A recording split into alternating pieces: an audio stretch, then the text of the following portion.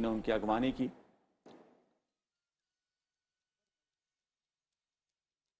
मुकेश जी, ये जो क्षण हैं ये वास्तव में गौरव का एहसास कराते हैं हर उसके लिए जो लोकतंत्र में आस्था रखता है। कितनी सहजता के साथ हमारा जो लोकतांत्रिक व्यवस्था है, जो भी उसके प्रवर्तन हैं, जो भी उसके चुनाव की व्यवस्था है, कैसे सहजता के साथ आगे बढ़ती दरअसल है। ये लोकतंत्र के बहुत बड़े प्रतिमान हैं हमारे। ये संसद का जो बिल्डिंग है वो कोई ईंट पत्थर गारे का घर नहीं है हमारे लिए। वो हमारे इस देश का जो चुने हुए प्रतिनिधियों का उसके प्रति जो सम्मान है उनका। तभी तो अगर संसद में हंगामा होता है, कुछ भी ऐसा लगता है कि कुछ भी असंसदीय हुआ है, कहीं कुछ ऐसा हुआ है, तो देश को बहुत ठेस लगती है और पूरे नेतृत्व उससे हिलता है। लेकिन जब इस देश का प्रधानमंत्री पहली बार चुनकर जाता है, संसद के सीढ़ी पर अपना माथा रख देता है जी, उसके बाद वही प्रधानमंत्री एक दिन संविधान की किताब को नतमस्तक हो जाता है, तब हमको वो फिर से वो एहसास होता है कि हम जो सोच बैठे थे कि सारी गरिमा खत्म होती जा रही है, वो ऐसा नहीं हुआ है। वो कायम है, वो अक्षुण्ण है कहीं ना कहीं, वो इस देश के नेतृत्व में गरिमा की हम देखिए उपराष्ट्रपति वेंकैया नायडू जी की अगवानी करते हुए लोकसभा अध्यक्ष उपराष्ट्रपति वेंकैया नायडू जी, एक गौरवमयी क्षण प्रधानमंत्री नरेंद्र मोदी जी, लोकसभा अध्यक्ष ओम बिरला जी और उपराष्ट्रपति वेंकैया नायडू जी, और कुछ ही क्षणों में राष्ट्रपति रामनाथ कोविंद जी संसद भवन पहुंचेंगे।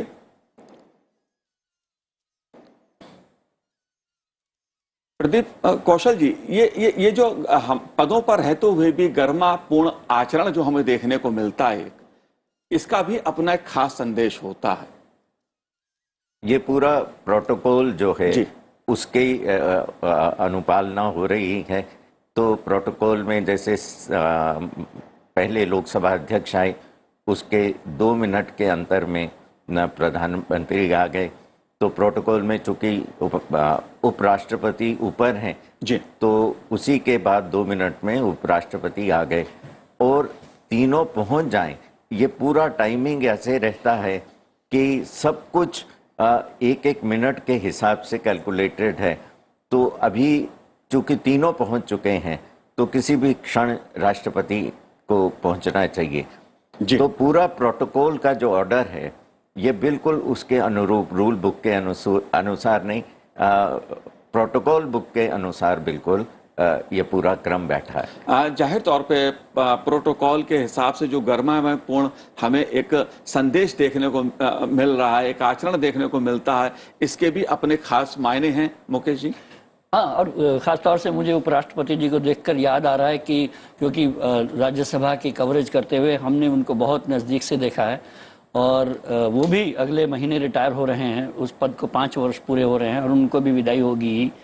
लेकिन कभी कभी उन्होंने बहुत जोर से सदस्यों को डांटा है जी, और हाउस में ऑर्डर भी कायम किया है। राज्यसभा का आप गणित भी समझते हैं कि किस तरह से वहाँ पर डेलिकेट बैलेंस है, वहाँ पर सरकार का उतनी मेजॉरिटी नहीं है जितनी लोकसभा में है और उस सदन को चलाना बहुत आसान काम नहीं होता है।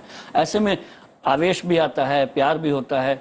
तो उपराष्ट्रपति ने काफ़ी हद तक अपना वहाँ पर रुतबा रखा और मैंने कई सदस्यों से बात की, कोई नाराजगी उनको नहीं होती है, वो डांट खाते हैं, चुपचाप चले जाते हैं जी।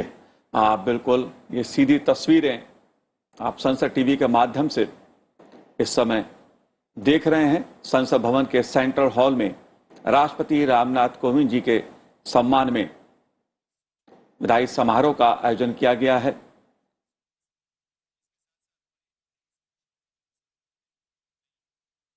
आ चुके ये राष्ट्रपति रामनाथ कोविंद जी की अगवानी करते उपराष्ट्रपति वेंकैया नायडू जी, प्रधानमंत्री नरेंद्र मोदी जी, लोकसभा अध्यक्ष ओम बिरला जी और तमाम केंद्रीय मंत्री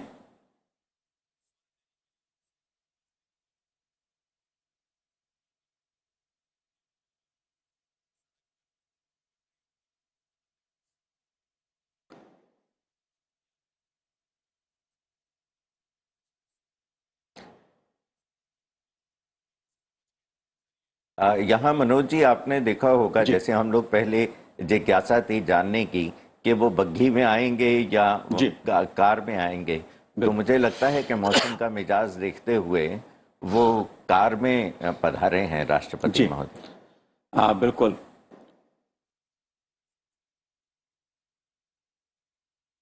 और जिस प्रोटोकॉल की बात आप प्रदीप जी कर रहे थे, उस प्रोटोकॉल के तहत आप देख रहे हैं राष्ट्रपति रामनाथ कोविंद जी को सम्मान पूर्वक, राष्ट्रपति तीनों सेनाओं के सुप्रीम कमांडर भी हैं और उनके लिए तीनों सेनाओं के जो सर्वोच्च अधिकारी हैं वो भी उनको अगवानी कर रहे हैं।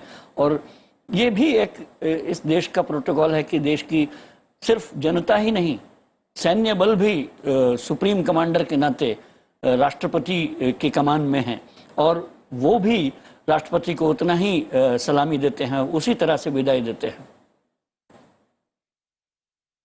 साथ साथ राष्ट्रपति जो पूरी राष्ट्र की शक्ति है उसके प्रतीक हैं जी, तो वो अगवानी कर रहे हैं पूरी उसके, जिस हम लोग संसदीय भाषा में प्रोसेशन बोलते हैं इसको, तो सेरेमोनियल प्रोसेशन जो है उसमें सबसे आगे राष्ट्रपति हैं। वो देश के गौरव के, संप्रभुता के बिल्कुल प्रतीक हैं। जी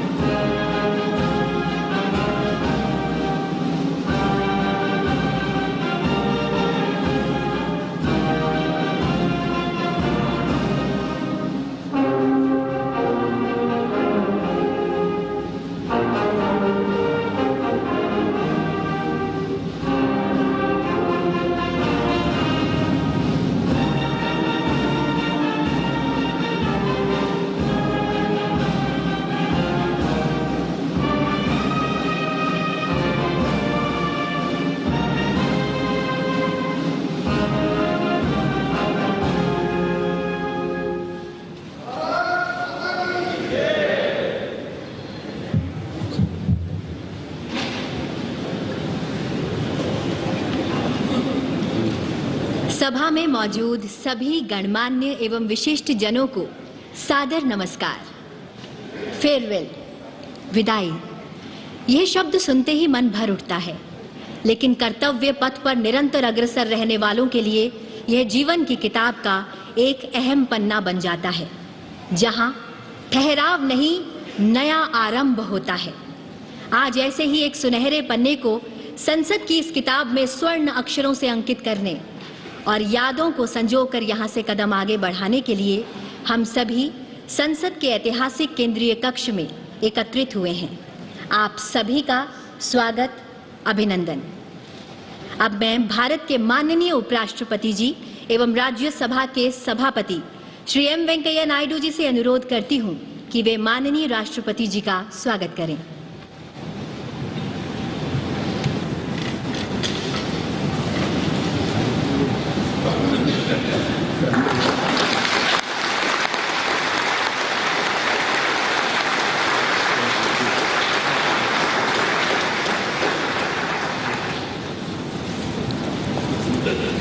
धन्यवाद माननीय उपराष्ट्रपति जी। अब मैं अनुरोध करती हूं माननीय लोकसभा अध्यक्ष श्री ओम बिरला जी से कि वे माननीय राष्ट्रपति जी का अभिनंदन करें।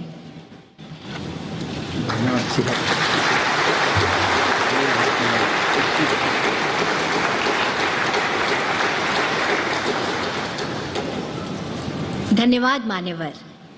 अब मैं आग्रह करती हूं लोकसभा के माननीय अध्यक्ष श्री ओम बिरला जी से कि वे माननीय राष्ट्रपति जी के सम्मान में संसद सदस्यों की ओर से विदाई संदेश प्रस्तुत करें।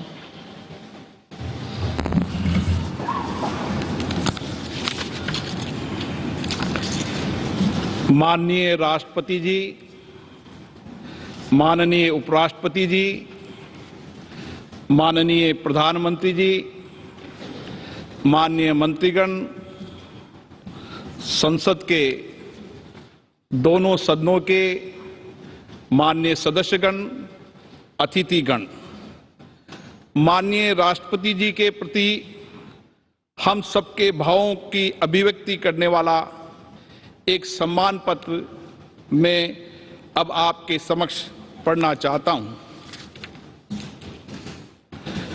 माननीय राष्ट्रपति महोदय श्री रामनाथ कोविंद जी, भारत की संसद के दोनों सदनों के सदस्यों के लिए आज गर्व का अवसर है कि जब वे राष्ट्र की ओर से आपके प्रति कृतज्ञता, सम्मान, श्रद्धा और साधुवाद व्यक्त करने के लिए एकत्रित हुए हैं।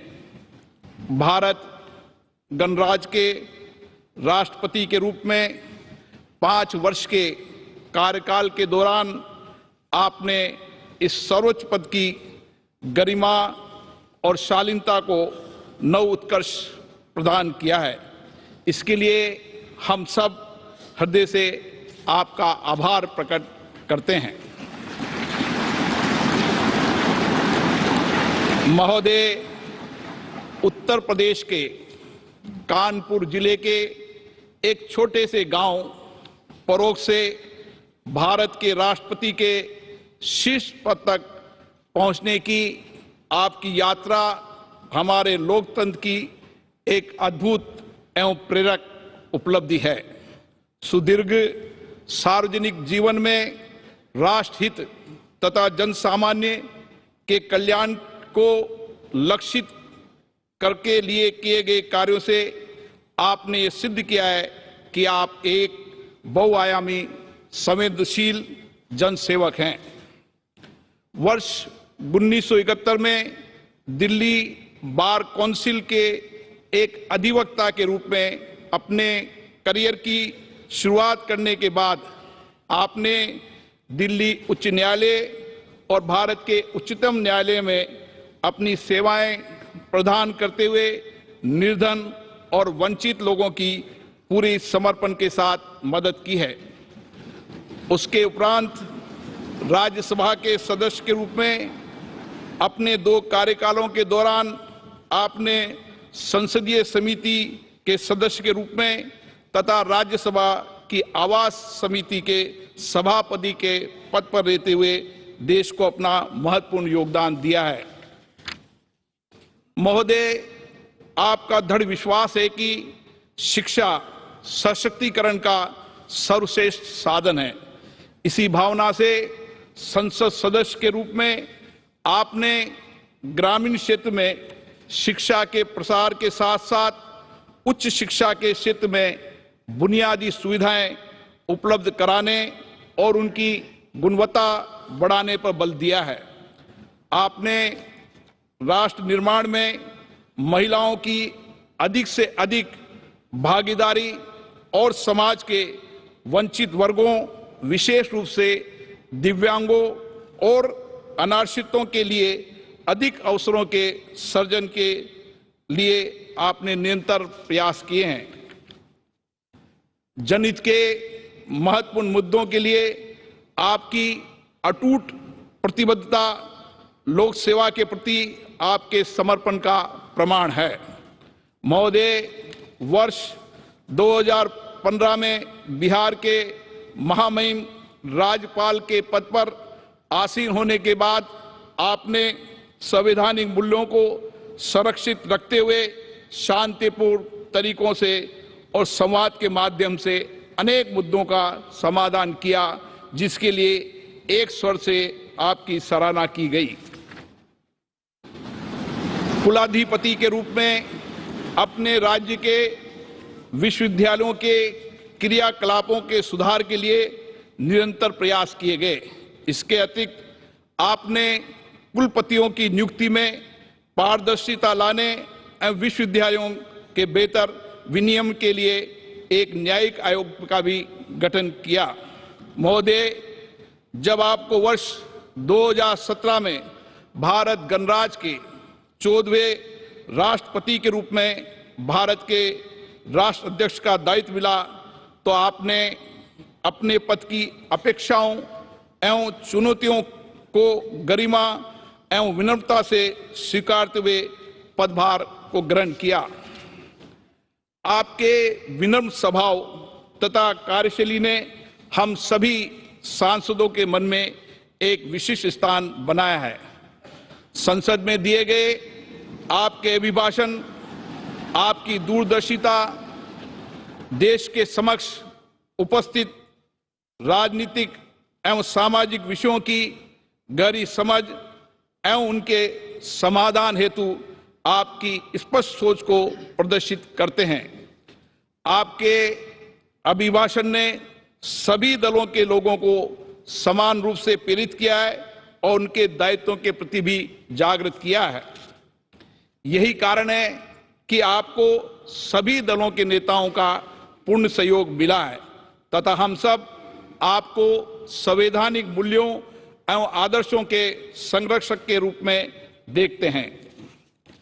हमें स्मरण है कि पद ग्रहण करने के बाद जब आप पहली बार अपनी जन्मस्थली गए थे, तब आपने भाव विभोर होकर वहां की धरती को नमन किया था तथा कानपुर की अपने शिक्षण संस्थान में आपने मंच से नीचे उतरकर शिक्षकों का चरण स्पर्श किया था। आपकी इन्हीं विशेषताओं ने नागरिकों का दिल जीता है और वे आपके साथ विशेष जुड़ाव महसूस करते हैं। महोदय, राष्ट्रपति के रूप में आपके कार्यकाल को अनेक मधुर और स्मरणीय पलों के कारण सदैव याद रखा जाएगा।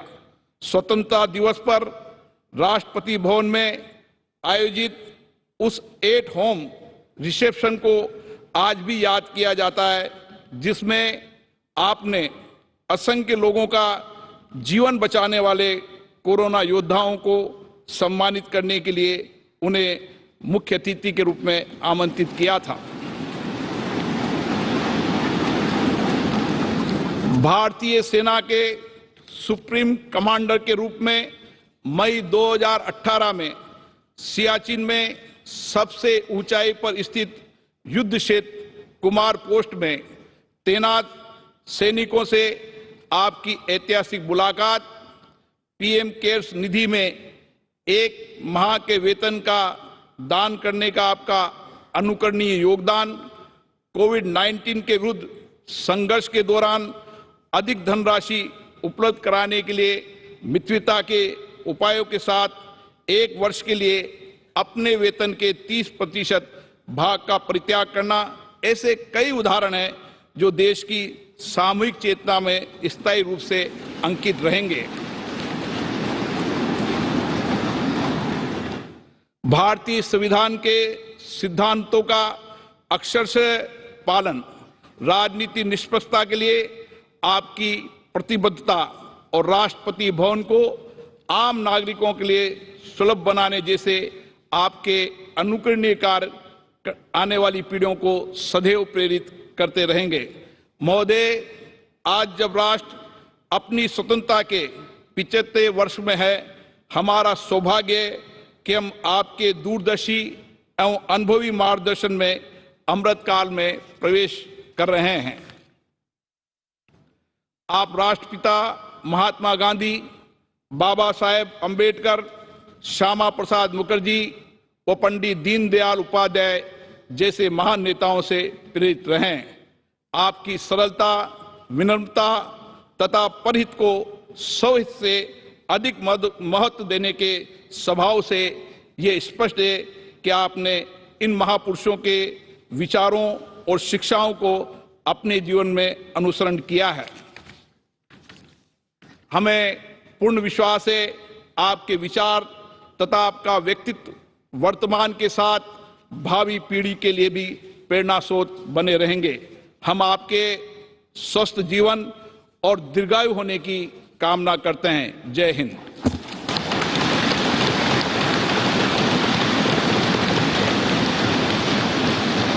धन्यवाद माननीय लोकसभा अध्यक्ष जी। अब मैं आपसे अनुरोध करती हूं कि आप माननीय राष्ट्रपति जी को विदाई संदेश भेंट करें।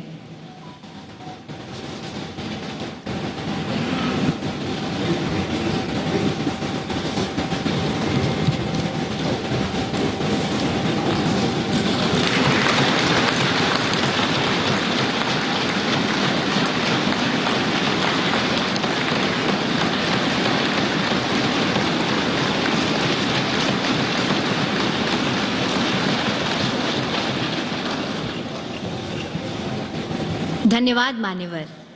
अब मैं अनुरोध करती हूं माननीय उपराष्ट्रपति एवं राज्यसभा के सभापति श्री एम वेंकैया नायडू जी और लोकसभा अध्यक्ष श्री ओम बिरला जी से कि आप दोनों संयुक्त रूप से माननीय राष्ट्रपति जी को स्मृति चिन्ह भेंट करें।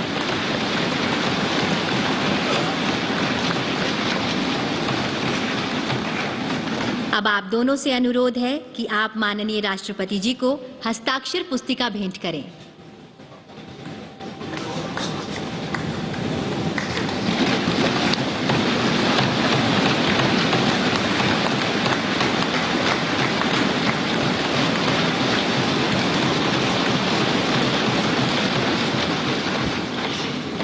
सादर धन्यवाद। अब मैं विनम्र निवेदन करती हूं माननीय राष्ट्रपति जी से कि वे विशिष्ट जनों की सभा को संबोधित करें और हम सभी का मार्ग प्रशस्त करें।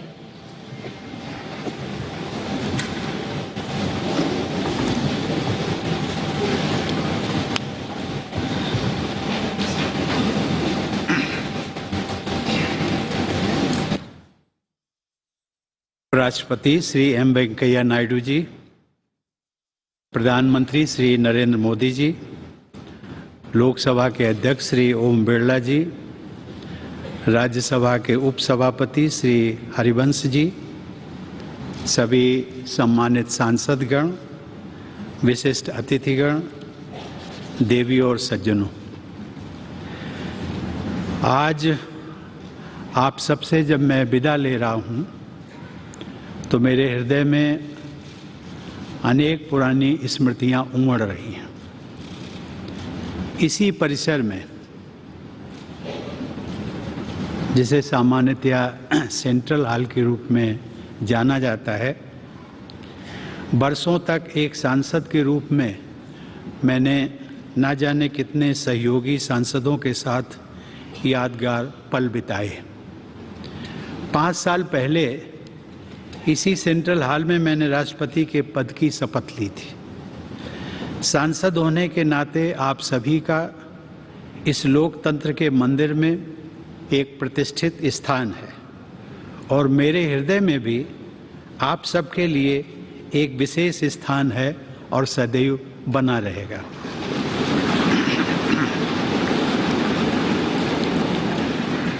आप सबके लिए ये विशेष गौरव की बात है कि आप सब भारत की जनता के निर्वाचित प्रतिनिधि हैं। भारत की जनता ने आप सब के माध्यम से मुझे राष्ट्रपति के रूप में चुनकर देश की सेवा करने का अवसर प्रदान किया। इसके लिए मैं देशवासियों का सदैव आभारी रहूंगा। सर्वशक्तिमान ईश्वर की कृपा से जिस दायित्व को निभाने का अवसर मुझे प्राप्त हुआ, उसका निर्वहन आप सभी के सहयोग के बिना संभव नहीं था। इसके लिए मैं आप सबका भी आभार व्यक्त करता हूं। अपने कार्यकाल के दौरान मैंने अपनी पूरी क्षमता से अपने कर्तव्यों का निर्वहन करने का प्रयास किया है। आप सबने मेरे प्रति जिस अटूट विश्वास का परिचय दिया, उसके बल पर मैं अपने कर्तव्यों को भली भांति निभा सका। मेरे सभी पूर्ववर्ती राष्ट्रपति मेरे लिए प्रेरणा का स्रोत रहे हैं। माननीय सदस्यगण, राष्ट्रपति और सांसदगण उसी विकास पथ के सहयात्री हैं जो हमारे देश को प्रगति की उच्चतर उपलब्धियों की ओर ले जा रहा है। इस पथ को प्रशस्त करने वाली महान विभूतियों ने हमारे संविधान की रचना करके हमारी लोकतांत्रिक व्यवस्था की नींव रखी। यद्यपि संविधान सभा के सदस्यों को ही हमारे संविधान की रचना का श्रेय जाता है, लेकिन वह ऐतिहासिक कार्य उन्होंने भारत के लोगों के प्रतिनिधि के रूप में किया था। इसीलिए हमारा संविधान हम भारत के लोगों द्वारा अंगीकृत, अधिनियमित और आत्मार्पित किया गया।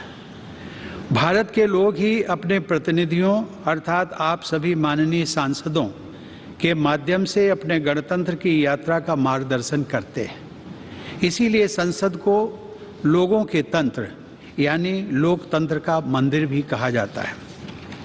देवी और सज्जनों, हमारे संविधान के अनुच्छेद 79 के अनुसार संघ के लिए एक संसद होती है जो राष्ट्रपति और दोनों सदनों से मिलकर बनती है। इस संवैधानिक प्रावधान के अनुरूप अपनी भावना का समावेश करते हुए मैं राष्ट्रपति को संसदीय परिवार के अभिन्न अंग के रूप में देखता हूँ। जैसा कि किसी भी परिवार में होता है, संसद में भी कभी कभी मतभेद होते रहते हैं। आगे का रास्ता कैसे तय करना है, इस विषय पर विभिन्न दलों के विचार अलग अलग हो सकते हैं, लेकिन हम सब संसद रूपी परिवार के सदस्य हैं जिनकी सर्वोच्च प्राथमिकता है राष्ट्र रूपी विशाल संयुक्त परिवार के हित में निरंतर कार्य करते रहना। राजनीतिक प्रक्रियाएं राजनीतिक दलों के अपने तंत्रों के माध्यम से संचालित होती हैं, लेकिन पार्टियों को दलगत राजनीति से ऊपर उठना चाहिए और राष्ट्र सर्वोपरि की भावना से यह विचार करना चाहिए कि देशवासियों के विकास और कल्याण के लिए कौन कौन से कार्य आवश्यक हैं।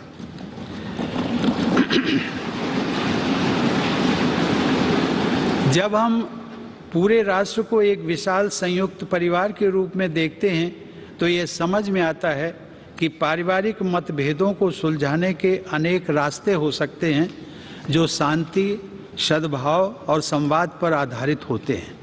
विरोध प्रकट करने के अनेक संवैधानिक रास्ते राजनीतिक दलों और नागरिकों को उपलब्ध हैं। राष्ट्रपिता महात्मा गांधी ने अपने उद्देश्यों को प्राप्त करने के लिए शांति और अहिंसा पर आधारित सत्याग्रह के अस्त्र का इस्तेमाल किया था, लेकिन वे दूसरे पक्ष का सम्मान भी करते थे। हमारे नागरिकों को अपनी मांगों के लिए दबाव बनाने का तथा विरोध करने का संवैधानिक अधिकार उपलब्ध है, लेकिन मेरे विचार से इस अधिकार का प्रयोग हमेशा गांधीवादी तौर तरीकों के अनुरूप शांतिपूर्ण ढंग से ही किया जाना चाहिए। माननीय सदस्यगण, मेरे कार्यकाल के दौरान 2 अत्यंत महत्वपूर्ण ऐतिहासिक आयोजन किए गए। राष्ट्रपिता महात्मा गांधी की 150वीं जयंती के उपलक्ष्य में अनेक यादगार समारोह पूरे देश में आयोजित किए गए। इस संदर्भ में मैं स्वच्छ भारत अभियान की परिवर्तनकारी उपलब्धियों का उल्लेख करना चाहूँगा।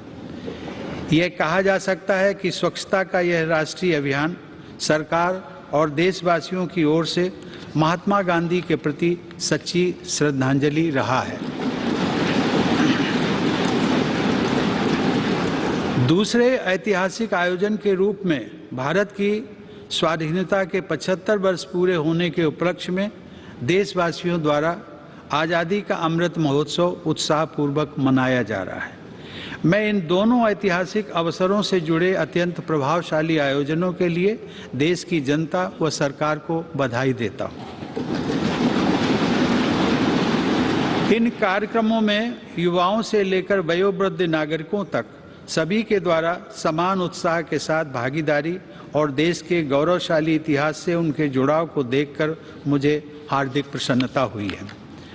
माननीय सदस्यगण, वर्ष 2020 में देखते देखते हमारी दुनिया बदल गई। लगभग 100 साल बाद एक वैश्विक महामारी ने मानवता को झकझोर कर रख दिया। कोविड-19 की त्रासदी के दुष्परिणामों से पूरी दुनिया अब तक जूझ रही है। वर्तमान परिप्रेक्ष्य में हम सब ये आशा करते हैं कि पूरा विश्व समुदाय इस महामारी से भविष्य के लिए उपयोगी सबक हासिल करेगा। पहला सबक यह है कि मानव समाज ये भूलने लगा था कि वह प्रकृति का ही एक अभिन्न हिस्सा है। वास्तविकता ये है कि वह न तो प्रकृति से अलग है और न ही प्रकृति से ऊपर है। महामारी का प्रकोप कुछ हद तक पर्यावरण में हुए असंतुलन से भी जुड़ा है। पिछले 2 वर्षों की विभीषिका ने यह भी याद दिलाया है कि पूरी मानवता वास्तव में एक ही परिवार है और सभी का अस्तित्व आपसी सहयोग पर निर्भर करता है। कोविड का सामना करने में भारत के प्रयासों की विश्वव्यापी सराहना हुई है।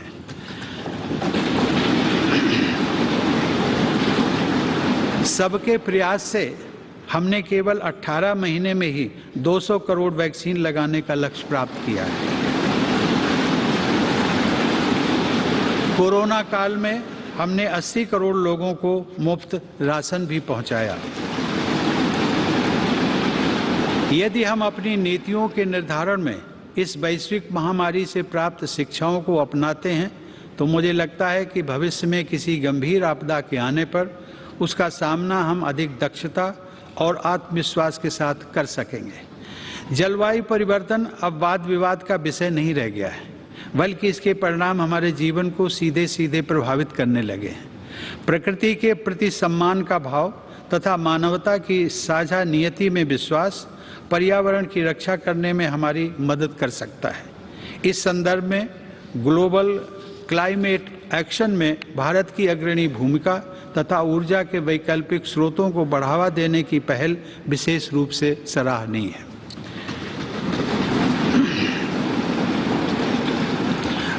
माननीय सदस्यगण, जब मैं जन सेवक के रूप में अपने और सरकार के प्रयासों के बारे में सोचता हूं तथा अपनी पूरी पीढ़ी की ओर से विचार करता हूं, तो हमें यह स्वीकार करना पड़ता है कि समाज के हाशिए पर जीवन यापन करने वाले लोगों के जीवन स्तर को बेहतर बनाने के लिए हालांकि बहुत कुछ किया गया है, लेकिन अभी भी बहुत कुछ किया जाना बाकी है। हमारा देश धीरे धीरे ही सही लेकिन सधे हुए कदमों से डॉक्टर आम्बेडकर के सपनों को साकार करने की दिशा में आगे बढ़ रहा है। मैं मिट्टी से बने एक कच्चे घर में पला बढ़ा हूँ, लेकिन अब ऐसे बच्चों की संख्या बहुत कम हो गई है जिन्हें आज भी उन कच्चे घरों में रहना पड़ता है जिनमें छत से पानी टपकता हो। आज बड़ी तादाद में हमारे गरीब भाई बहनों के पास भी पक्के घर हैं। ये बदलाव काफ़ी हद तक सरकार के विशेष प्रयासों से संभव हो सका है। अब हमारी बहुत सी बेटियों और बहनों को पीने का पानी लाने के लिए मीलों पैदल नहीं चलना पड़ता है, क्योंकि हमारा प्रयास है कि हर घर नल से जल पहुँचे। हमने घर घर में टॉयलेट्स भी बनवाए हैं, जो एक स्वच्छ और स्वस्थ भारत के निर्माण की नींव डाल रहे हैं। सूर्यास्त के बाद लालटेन या दिया जलाने की यादें भी पुरानी हो रही हैं, क्योंकि लगभग सभी गांव तक बिजली का उजाला पहुंच गया है। जैसे जैसे हमारे देशवासियों की बुनियादी ज़रूरतें पूरी हो रही हैं, उनकी आकांक्षाओं में भी बदलाव आ रहा है। इस बदलाव का बड़ा रोचक एहसास पिछले महीने ही मैंने अपनी वृंदावन यात्रा के दौरान देखा, जब वहाँ एक वृद्धा आश्रम में रहने वाली एक महिला ने मुझसे हेलीकॉप्टर की सवारी कराने का अनुरोध किया। आज सामान्य देशवासियों के सपनों को उड़ान मिल रही है। यह बदलाव भेदभाव रहित सुशासन द्वारा ही संभव हो सका है। सामान्य जन के जीवन को बेहतर बनाने वाली ये समावेशी प्रगति बाबा साहब आम्बेडकर की परिकल्पना के सर्वथा अनुरूप है। महिलाओं में सशक्तिकरण की भावना को निरंतर मजबूत होते देखकर मुझे विशेष संतोष का अनुभव होता है। यह सशक्तिकरण युवा पीढ़ी की हमारी बेटियों को और आगे बढ़ा रहा है। मैंने जितने दीक्षांत समारोहों में भाग लिया है, उनमें से अधिकांश संस्थानों में मैंने देखा है कि बेटियों का प्रदर्शन लड़कों से बेहतर रहा है।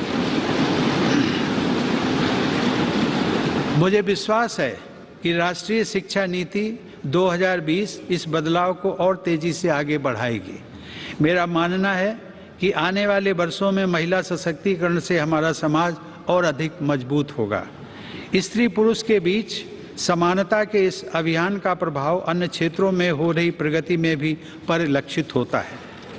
माननीय सदस्यगण, अपनी बात समाप्त करने से पहले मैं राष्ट्रपति पद के लिए नवनिर्वाचित श्रीमती द्रौपदी मुर्मू को हार्दिक बधाई और शुभकामनाएं देता हूं।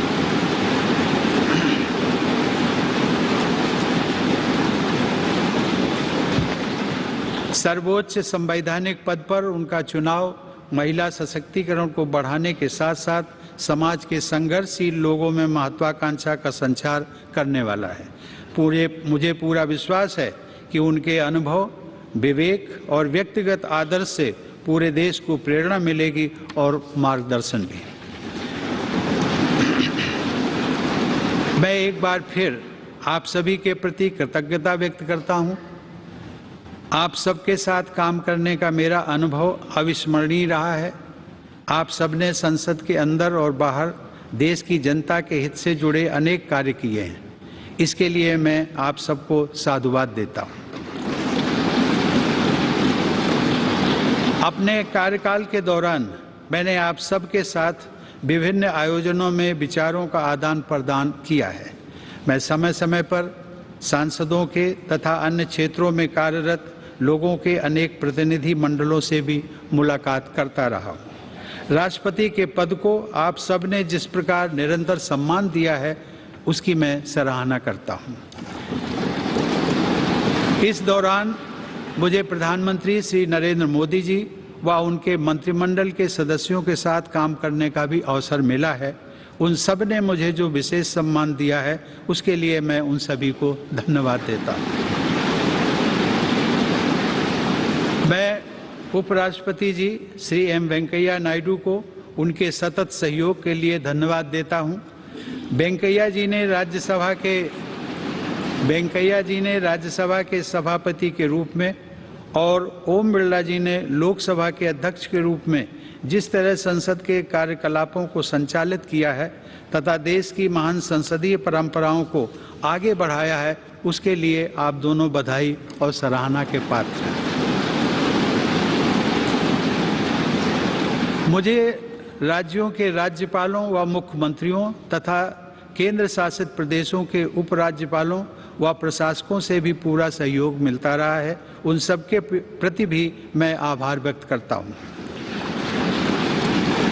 मुझे विश्वास है कि आप सभी सांसदगण, हमारे सभी देशवासियों, विशेष रूप से जो विकास यात्रा में पीछे रह गए हैं, उनकी सेवा करने के लिए हर संभव प्रयास करते रहेंगे। साथ ही आप सब हमारे महान संविधान के अनुरूप सर्वोच्च लोकतांत्रिक परंपराओं को और भी मजबूत बनाएंगे।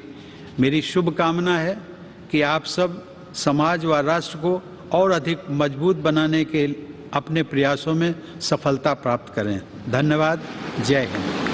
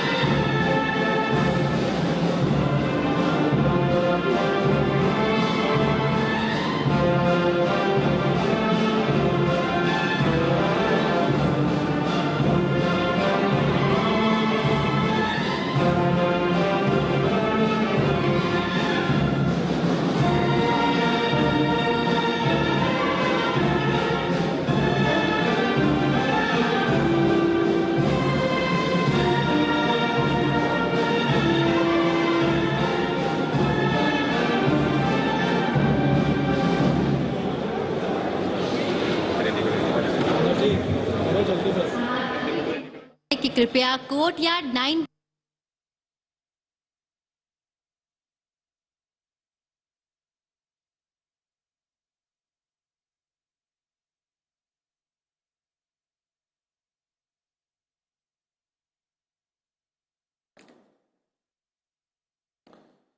जी, और ये आप सीधी तस्वीरें देख रहे हैं सेंट्रल हॉल में विदाई समारोह के बाद राष्ट्रपति रामनाथ कोविंद जी, प्रधानमंत्री नरेंद्र मोदी जी,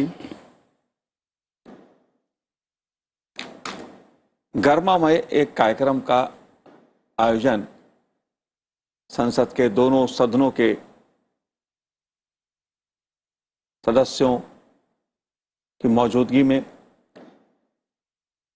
उपराष्ट्रपति, राज्यसभा के सभापति एम वेंकैया नायडू जी, लोकसभा अध्यक्ष ओम बिरला जी, एक गर्ममय कार्यक्रम। मुकेश जी, दरअसल राष्ट्रपति के भाषण को सुनकर ऐसा एहसास हुआ कि ये मिट्टी के कच्चे घरों में रहने वाला, जिसकी छतें मानसून में टपकती होंगी जी, और जो लालटेन की रोशनी में पला बढ़ा एक व्यक्ति, उसकी पीड़ा को समझने वाला और जीने वाला उसको, वो व्यक्ति का भाषण था ये। और उससे एक एहसास ये हुआ कि, और ये हम मनोज जी, आप भी खुद उसी ग्रामीण पृष्ठभूमि से हैं, हम भी उसी से हैं, प्रदीप जी भी वहीं से आए हैं, हम सब ने वो मिट्टी की छत, वो टपकते मकान, वो लालटेन, वो सब कुछ देखा है जो जिसका जिक्र राष्ट्रपति ने किया जी। और उस बदलते भारत की तस्वीर भी पेश की कि किस तरह से ये सब देखिए, विदाई समारोह में विदाई लेते हुए राष्ट्रपति रामनाथ कोविंद जी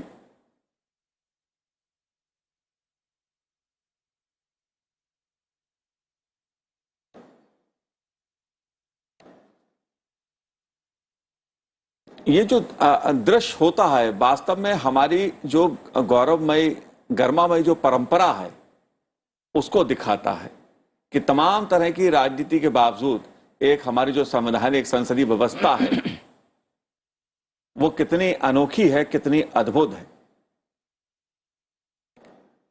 ये हर भारतवासी को गौरव का एहसास कराती है।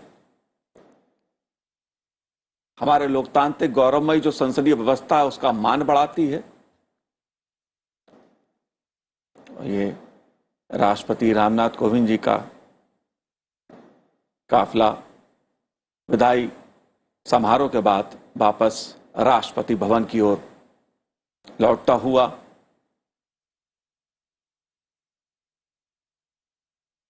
संसद भवन की इस और ये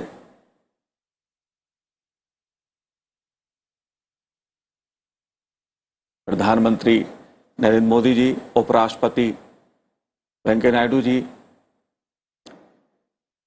संवाद करते हुए, विदा लेते हुए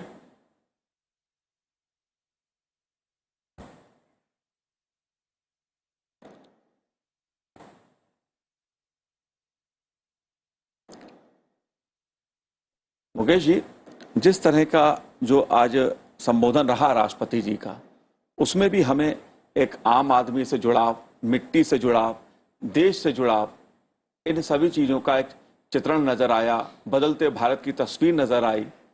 दरअसल मुझे नहीं लगता था कि विदाई भाषण में वो इतना सब कुछ समाहित करेंगे जी। मुझे लगता था एक बहुत सा ब्रीफ सा भाषण होगा, लेकिन उन्होंने एक पूरी तस्वीर भारत की पेश की।